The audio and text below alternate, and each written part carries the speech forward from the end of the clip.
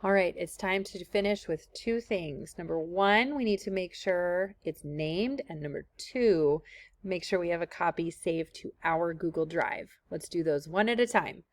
First, we are going to name it. Right here is the title of your document.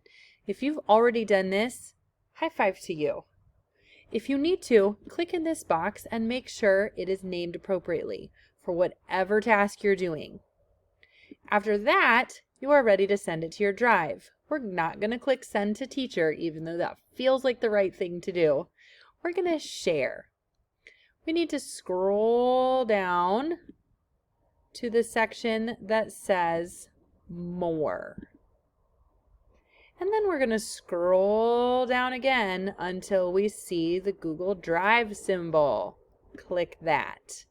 You will be prompted to link your Google Drive with Canva. You'll get a pop-up asking you to pick your email and then asking you to allow. Do both of those things. We trust Canva.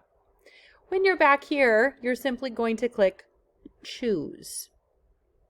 And here, we're going to leave it as a PNG file.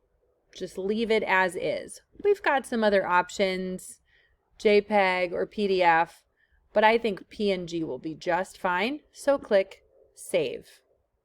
Once that slide bar fills all the way in, it's going to be in your drive. We're going to bounce over there and check to make sure. We can X out of this, open a new tab, and type in drive.google.com.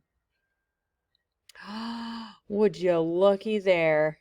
There is my file right here.